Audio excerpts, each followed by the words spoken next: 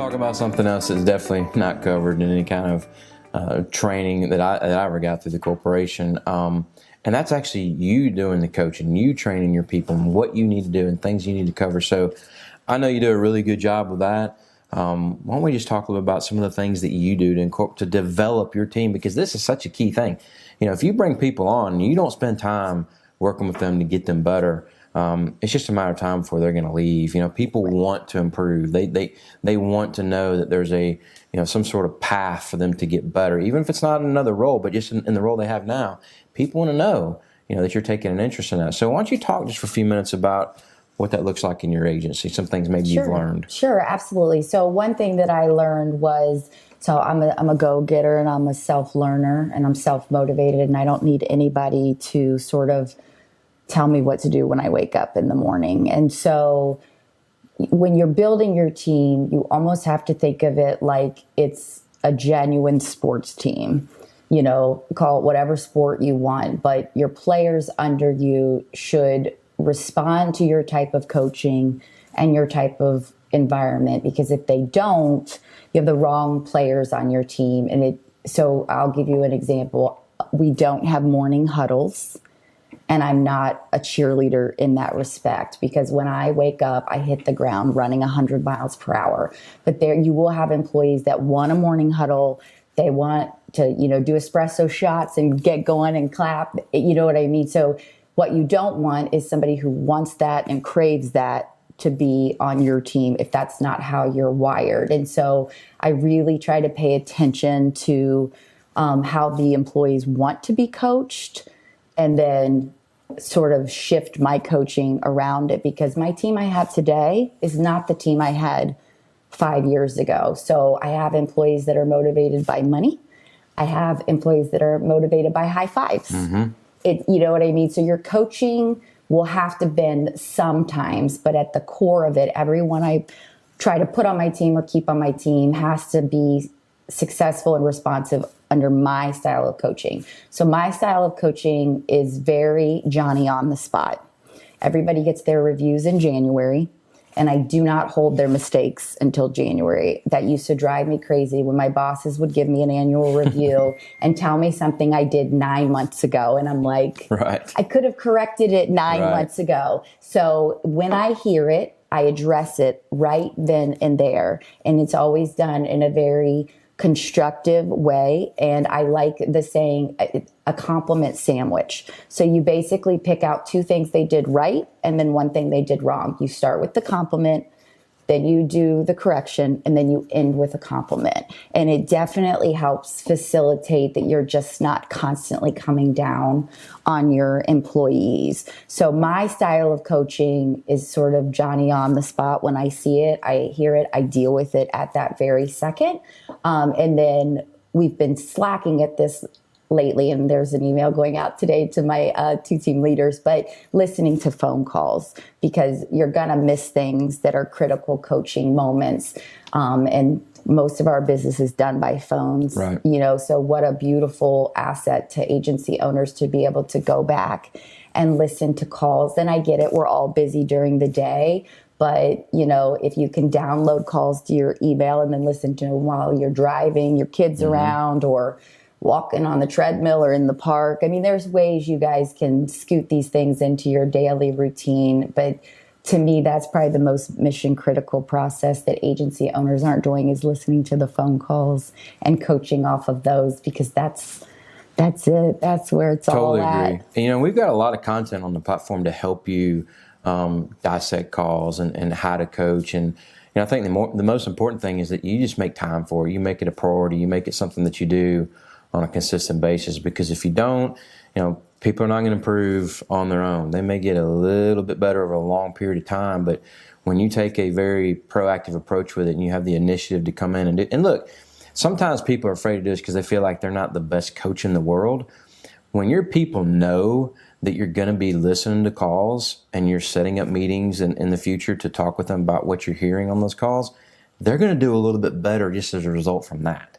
If you ever played a sport, anytime the coach was watching you do a drill or in practice, when you knew the coach was watching, you tried a little harder. You elevated your game a little bit.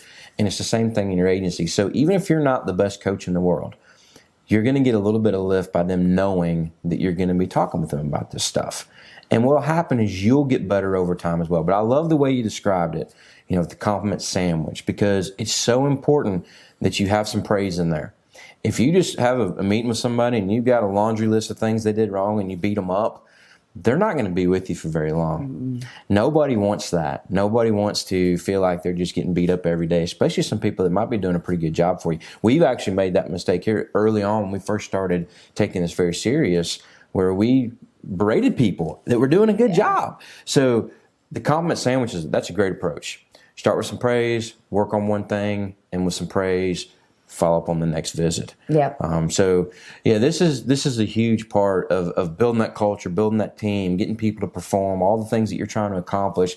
If they don't teach you any of this stuff, they don't. You're gonna have to learn on your own. Hopefully this platform helps you with a lot of that and gives you a lot of the framework and a lot of the details necessary so that you can be good at it. But you still got to do the work. Right. And like she said, she's being very honest. She's slacking on listening to phone calls. We've slacked at listening to phone calls before. You get busy, you forget about things.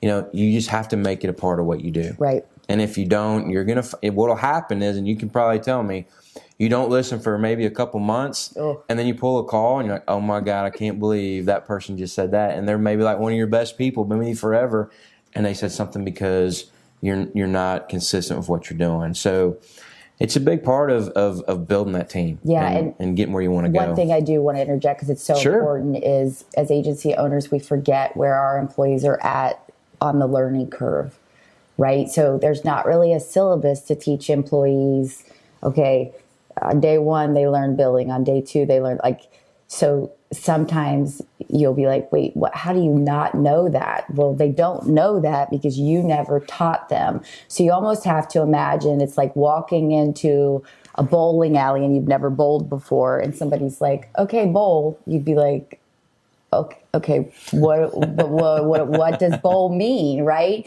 I grab this ball, do I put my fingers in here? I mean, you really almost have to look at it that juvenile, that's really what some of these people are going through. They've never seen Alliance before.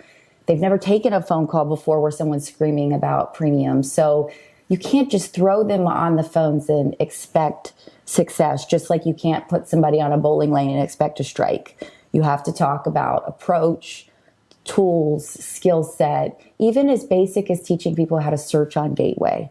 Like, that always blows my mind when I'm like, well, just search it on Gateway. And they're like, what do you mean? Right. And I'm like, what do you mean? What do I mean? But it's the most basic thing, but it's missed because sometimes I hire people from other agencies. They already know about Gateway. Mm-hmm. So I don't have to go through that step. So, if you can kind of set some, like a learning syllabus, like Joseph has the syllabus for your platform, the sort of guidelines, so maybe you don't miss those for your employees. But if you do run into a situation where someone doesn't know something, just remember you're the coach. So if they didn't learn a skill, it might be your fault. Well, and it's okay to say, oh, I'm sorry. That's very well said. And a lot of times people forget about that, and you assume that somebody should know something. Now, once you've taught them something a few times, that's different. But don't assume that they know how to do especially when you're trying to develop leaders in your organization, that they already know the things that you know. It's not always going to be the case. Yeah. And what I would say, and I think just kind of echoing what you're saying, is that, when that happens, that's your responsibility. When something goes wrong with that, that's on you. If someone doesn't know something, if they haven't been trained correctly, if they're not on the path that you think they should be on, that's your responsibility. Absolutely. You've got to own that and recognize that and think back, okay, what could I have done different? But you're right. Don't assume that just because they've been there for a certain period of time, even if it's for a few weeks, a few months, whatever, that they know how to do something that maybe you've never talked with them about. Right. So understanding that's really important. But this, guys, is a huge part of everything. I mean, the agencies that we work with closely that take this seriously, it's amazing how much better their results are. And it's not like you have to completely tear everything up and start all over. Nope. It's just constant approach to coaching and development, where you get one extra household here, you save one extra household here, you get one more life application here. It's just, it all adds up.